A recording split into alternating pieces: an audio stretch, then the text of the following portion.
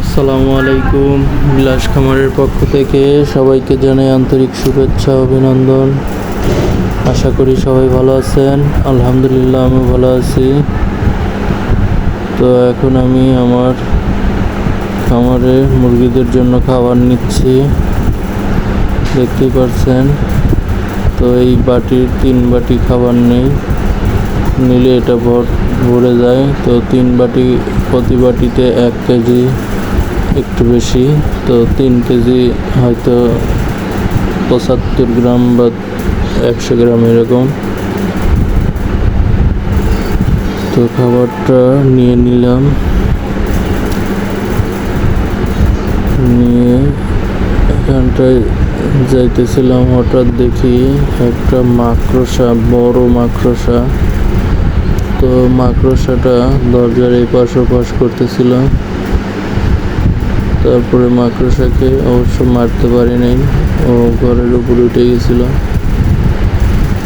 তো আমি আসে খামারে ঢোকার সাথে সাথে দেখতে পেলাম এবারকার খাবারগুলো একটু আবার অন্যরকম লাগছে, মনে হচ্ছে যে একদম ড্যামেজ।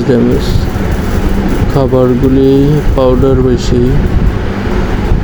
তো মুরগি উপরের দানা আলা খাবারগুলো খেয়ে ফেলছে, বাট নিচে পাউডার পড়ে রয়েছে।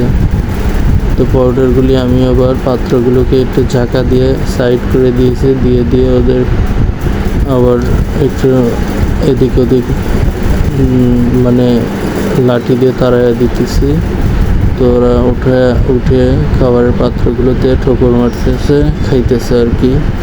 তো খাবারগুলি শেষ হওয়ার পরে আমি খাবার দেবো, কারণ খাবারটা অলরেডি পুরাতন হয়ে গেছে। তো পুরাতন খাবারটা খেয়ে শেষ করাটাই ভালো, যাতে নতুন খাবারের উপরে পড়লে পুরাতন খাবারটা নিচেই পড়ে থাকবে। এতে করে খাবারের একটা গ্যাস হওয়ার সম্ভাবনা আছে।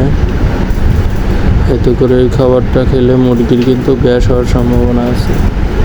তো আমি সেই জন্যে পুরাতন খাবারটা একদম শেষ করে দেই, বা একটু থাকলে ওটা ফালাইয়া দেই, যাতে করে মুরগির গ্যাস হওয়ার সম্ভাবনা না থাকে।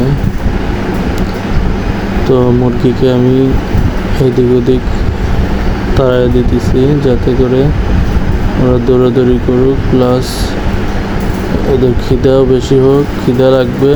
আর ওদের হাঁটা চলাফেরা করাতে ওদের শারীরিক একটা এক্সারসাইজ, ব্যায়ামও হয়ে যাবে। এতে করে মুরগিগুলো সুস্থ থাকবে আর কি।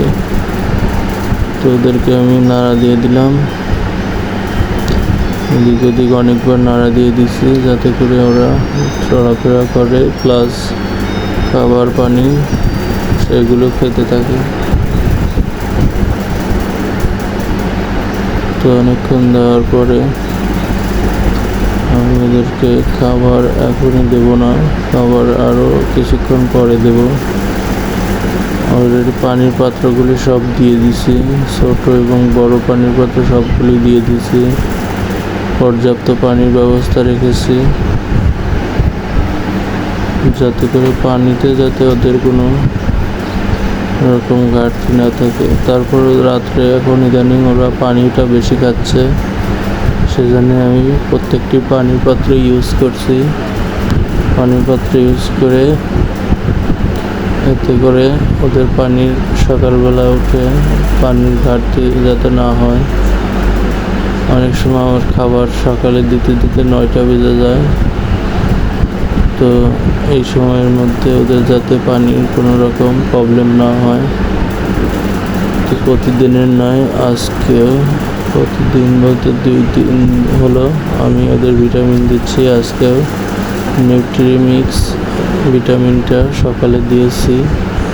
তো সকালে ওদের রোদ্রের সময় পানি পিপাসা বেশি থাকায় দেখা যায় আমি 8:30 9টার দিকে পানিটা দিয়েতে ওরা 12টা 1টার ভিতরেই পানিটা খেয়ে শেষ আবার করে দিচ্ছি। পরবর্তীতে আমি ছোটো পাত্রগুলোতে সবগুলোতে পানি, সাদা পানি লোড করে ওদের দিয়ে দিছি। আর 3টা 3:30টার দিকে আমি বড় পাত্রগুলো আবার যখন খাবার দেই, তখন আমি বড় পাত্রগুলো পানি দিয়ে ভরে দিই। তো এতে করে ওদের আর পানি খাওয়ার কোনো রকম প্রবলেম হয় নাই, কারণ দুপুরের দিকে প্রচণ্ড গরম থাকে। ওই সময় খামারে পর্যাপ্ত পানির ব্যবস্থা রাখাটা উত্তম, তা নাহলে মুরগিগুলো স্ট্রোক করতে পারে। এদিকে খেয়াল রাখবেন সবাই, যখন অতিরিক্ত গরম পড়বে ঘন ঘন পানি চেঞ্জ করে বা পর্যাপ্ত পানির ব্যবস্থা রাখবেন, যাতে করে পাত্র কোনোটাই খালি না থাকে। কারণ ওই প্রচণ্ড গরমে কিন্তু মুরগিগুলো দেখা যায় যে লড়াচড়া কম করে, প্লাস ওরা পানির ব্যবস্থা না থাকলে আর পানির পাত্রগুলো অগ্রসর হয় না, বা ওইভাবেই এক জায়গায় ঝিম মেরে থাকে, যাতে করে পরবর্তীতে স্ট্রোক করে কিন্তু মারা যায়। তো এই জন্য গরম যখন অতিরিক্ত মনে হবে, বিশেষ করে দুপুরের বেলায়, দুপুর 12টা থেকে 3টা পর্যন্ত প্রচণ্ড রোদ থাকে। তো এই রোদ্রে মুরগি স্ট্রোক করার ঝুঁকি বেশি থাকে। তো ওই 3 ঘন্টা খুবই সাবধানের সাথে মুরগিকে সকল বিষয়ে ট্রিটমেন্ট দিতে হবে, প্লাস এই 3 ঘন্টায় ওদেরকে অবজারভেশনে রাখতে হবে যে কখন কীভাবে মুরগিগুলো আছে, বা পানি আছে কি না, বা খাবার অবশ্য দিবেন না দুপুরের দিকে, 3টার পরেই খাবারটা দেওয়া উত্তম। কারণ খাবারে প্রচুর পরিমাণ প্রোটিন থাকে, এটা হাই প্রেশারের মতো মুরগিকে স্ট্রোক করাতে এগিয়ে নেয়, যার কারণে খাবার দুপুরের দিকে পাত্রগুলোতে কম রাখাটাই উত্তম। তো আমি ওদের মোটামুটি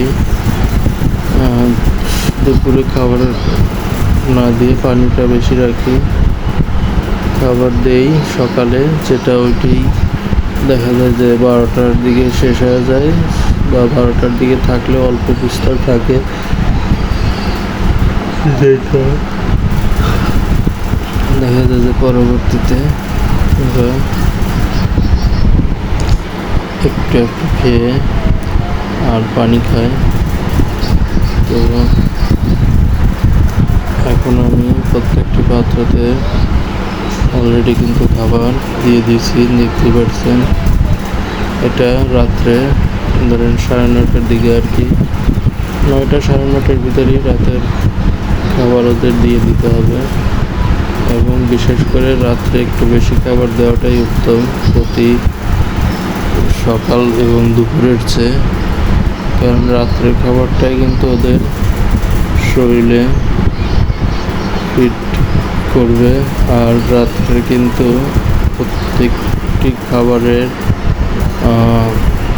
আপনার যে একটা থেকে আর একটার দূরত্ব কিন্তু সর্বোচ্চ।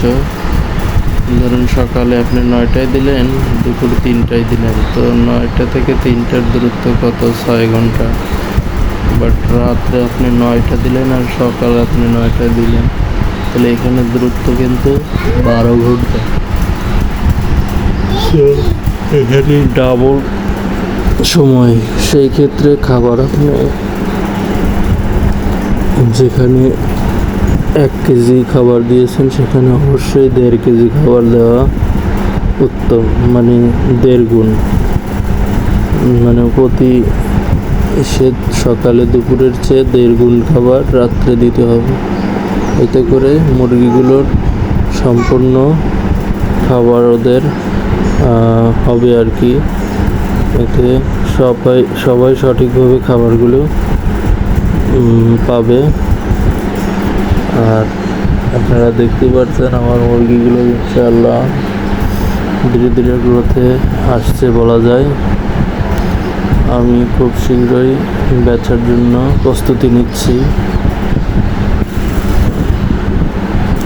কারণ মুরগিগুলো বেচা আমার খুবই জরুরি।